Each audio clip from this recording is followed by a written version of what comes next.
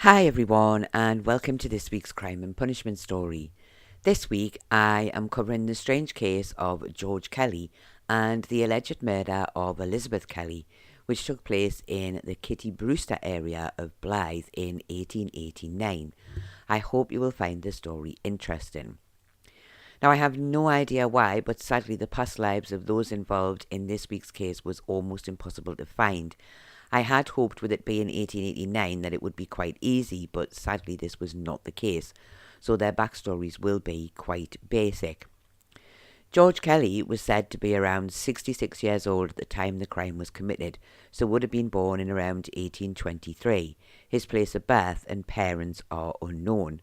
George lived in the Blyth area and worked as a labourer.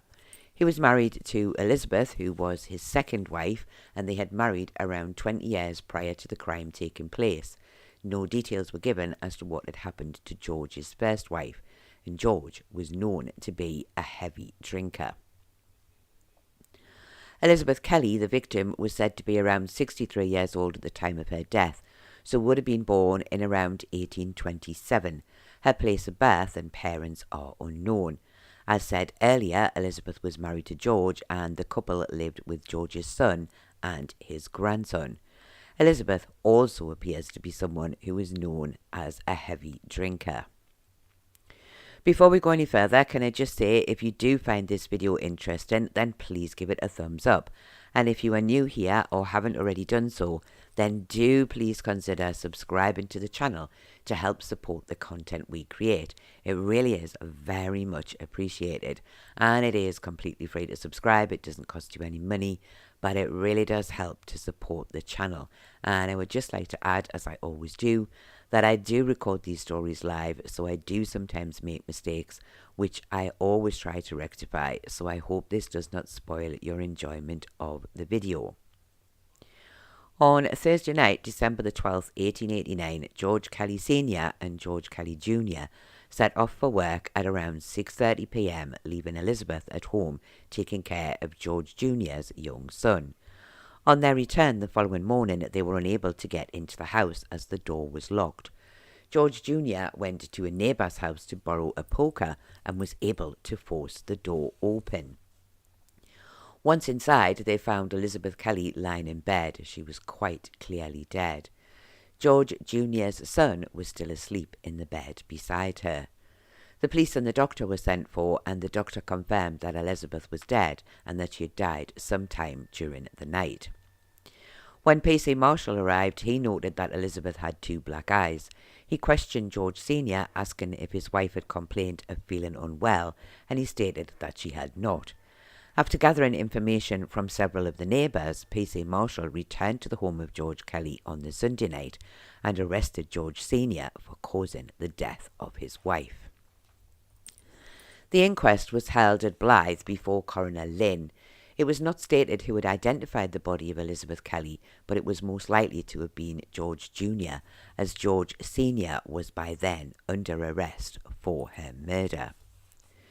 George Jr. stated that Elizabeth was his stepmother. He said on the night of the 12th he had left his home with his father at around 6:30 p.m. to go to work.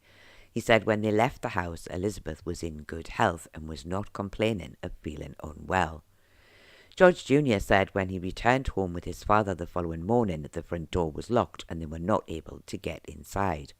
He said he had gone to a neighbour's to get a loan of a poker so that he could force the door open. George Jr. said once they were inside, they found Elizabeth lying in bed. He said he was sure that she was dead. His son, who was 3 years old, was still lying asleep beside her. He said he was aware that Elizabeth had two black eyes, but these were not new. He had noticed them a few days before. When asked, he said the previous Saturday, Elizabeth and his father had both been very drunk. He said his father had been lying on the floor and Elizabeth had been complaining of a pain in her side. He said his father was very drunk and unable to stand up. He said he had taken his son out of the house as he had been upset. And George Jr. said he did not hear the couple argue and did not see them fight. He said it had been the following day when he first noticed Elizabeth's black eyes, but she did not mention how she got them and did not complain any more of feeling unwell. She had continued drinking heavily until the Wednesday the following week. George Jr. did not state who had sent for the police and the doctor. Rosanna Taylor of Blyth said she lived on the same floor of the house and George and Elizabeth. She said she heard Elizabeth go to bed on the night of the 12th at around 8:30 p.m. She heard no more until she heard George Jr. breaking into the house the following morning, and she was then told that Elizabeth had died. She said she had been called into the house and George Sr. had shown her Elizabeth lying in bed, telling her she is completely dead. She said during the previous week, Elizabeth had complained of pains in her shoulder and arms. She had 2 black eyes, but she did not say how she had got them. Rosanna said she had not heard any arguments in the Kelly household on December the 7th. She herself had been at home at the time and did not hear anything unusual. Hannah McCallan of Blyth said she lived in the rooms below the Kellys. She said on the night of the 7th she heard a lot of disturbance coming from their rooms. She said the noise went on from 9:30 p.m. until around 12:30 a.m. She said on the 12th of December she heard the sound of a woman moaning as if in pain, but she said she was afraid to go out of her house and see where the noise was coming from. Hugh McCallan of Blyth said he lived in the rooms below the Kellys with his wife and children.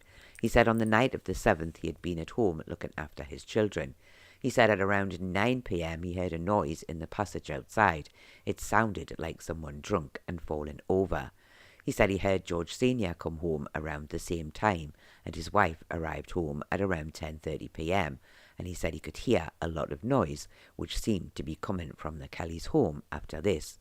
He said at one point it sounded as if someone was being dragged across the floor.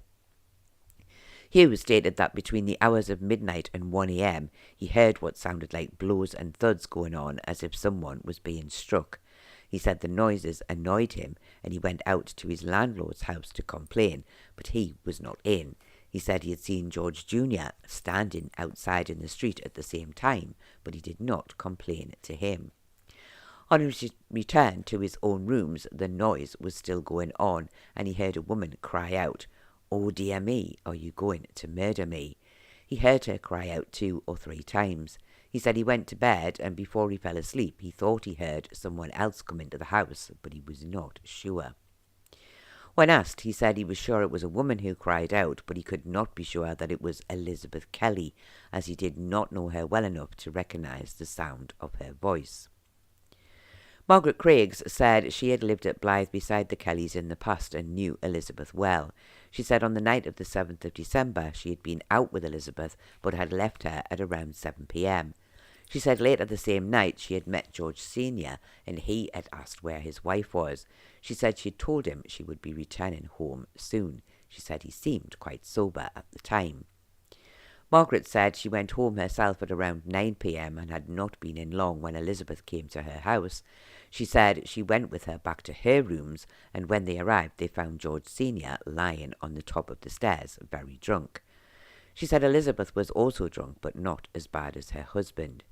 A man named Devlin had had to take George Sr. inside. Margaret said when she left Elizabeth she was sitting on the stairs smoking.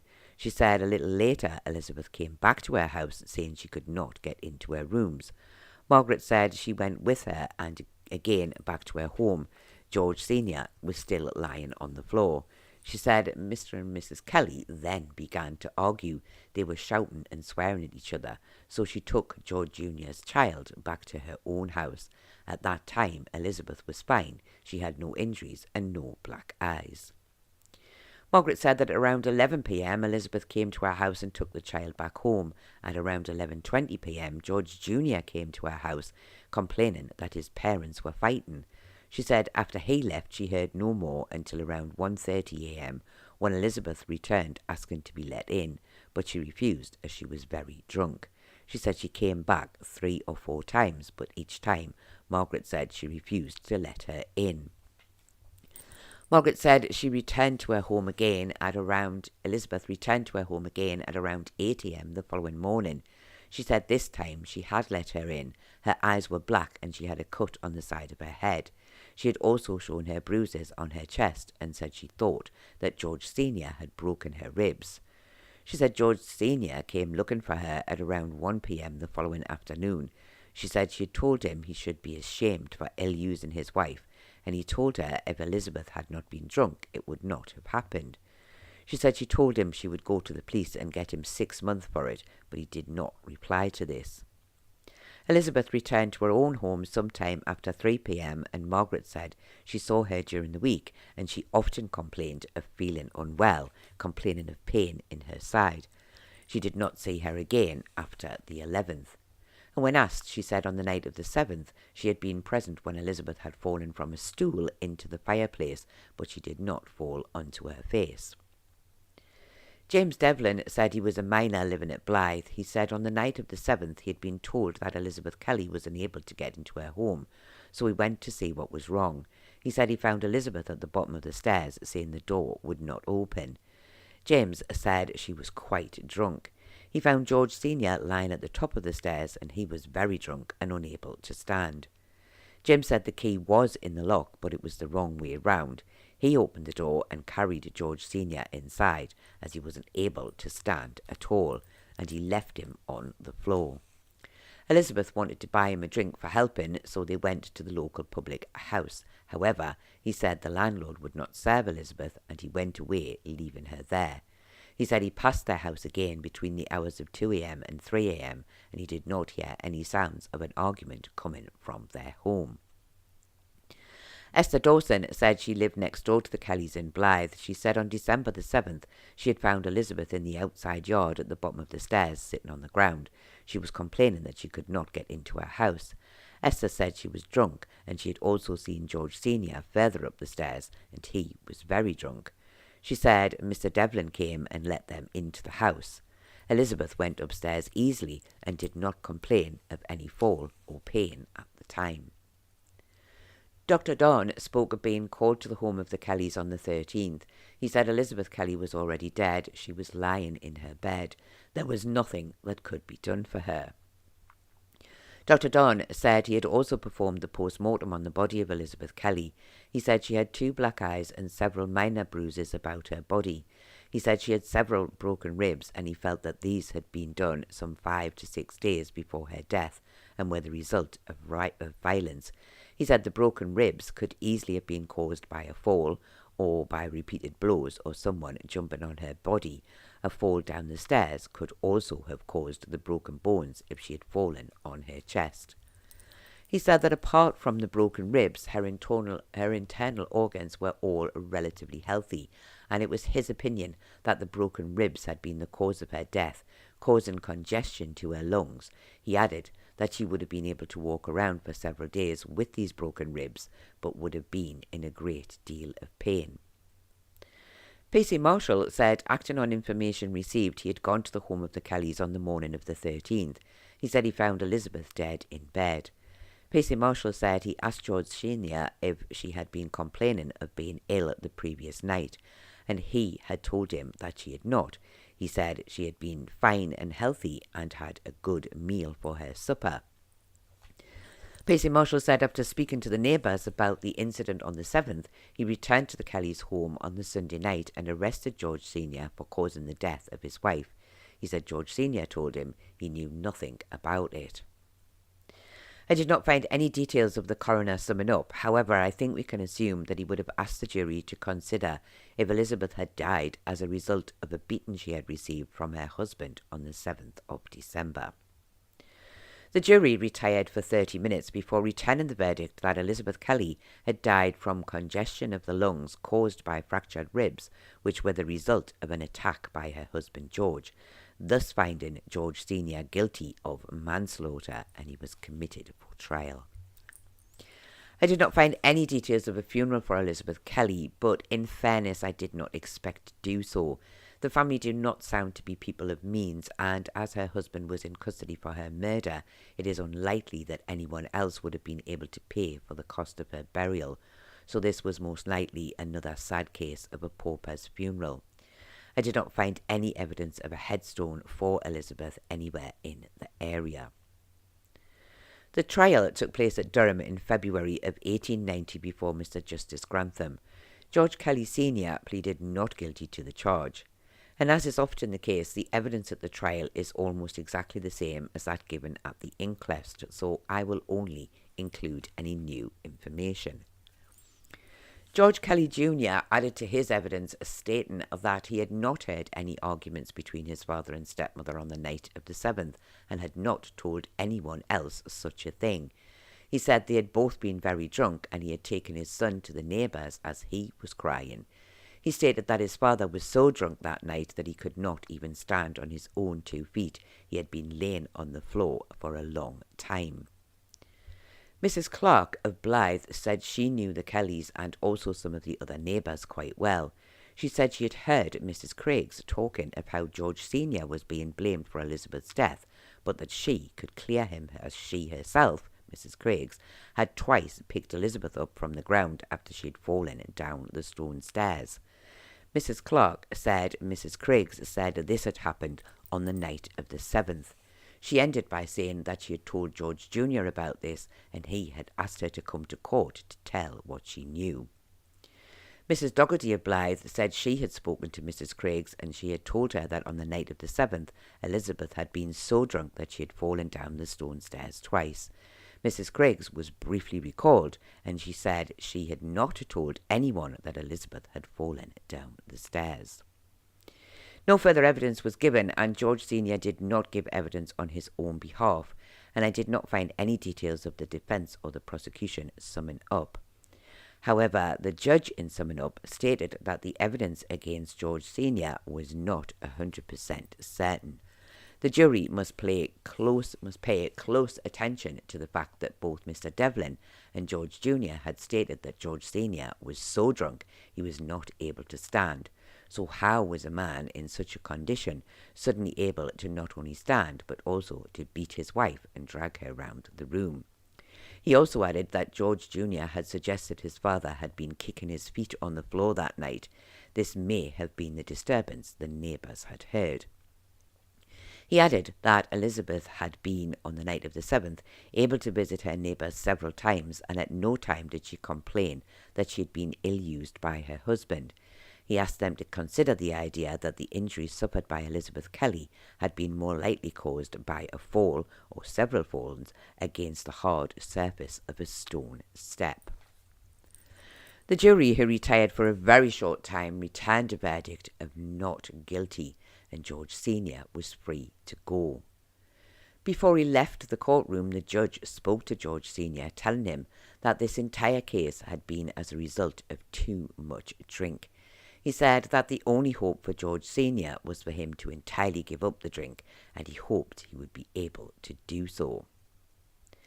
I did not find any further details of George Sr. after this date, but it is possible that he stayed in the Blyth area, as someone of that name could be found as a lodger in a house in the area in the 1891 census.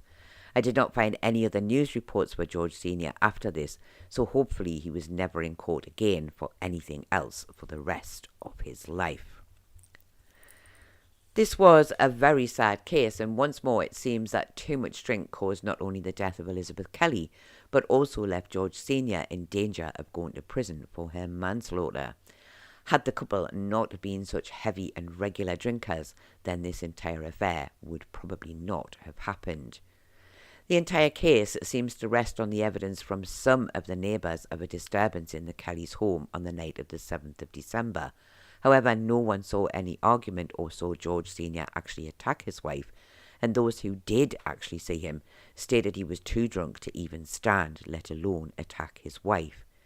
It was, however, stated that George Sr. said everything would have been okay if Elizabeth had not been drunk. But this may not have meant that he would not have abused her. It may have actually just been that she may not have fallen down the stairs had she been sober. In the end, it seems the evidence was not clear enough and it was not fully proven that George Sr. had attacked his wife. And even the evidence from the doctor was a little unclear, as he had given several different possibilities of how Elizabeth's ribs may have been broken, and he did not state that the only way it could have happened was if George Sr. had struck her. Were the jury correct to find George Sr. not guilty? Well, to be honest, I don't think they had any other choice. The judge directed them to that verdict as he clearly felt there was not enough evidence to find George Sr. guilty of manslaughter. And I personally don't feel the evidence was clear enough either, based on the fact that the two people who did see George Sr. that night said he was not even able to stand up without help. But what do you think? Do you think Elizabeth, in her drunken state, had fallen down the stairs and caused her own injuries, and perhaps the neighbours were more fond of her than George Sr. and had kept those details to themselves, hence they only came to light when someone overheard them talking about the night of the 7th after George had been charged with her manslaughter, and they still continued to deny this after the trial? Or do you think George Sr. was not as drunk as suggested and did attack his wife, perhaps without even realising he had done so, and was to blame for his wife's injuries and death? Do you think the jury were correct to find George Sr. not guilty, or do you feel he did have a hand in her death, even if only in a very small way? And what do you think the chances were that George Sr. took notice of the judge and stopped drinking after his day in court? Do please let me know your thoughts in the comments below. I do hope that you have found this very sad and tragic story interesting, and I do thank you all very much for watching, and I do hope to see you all again next week.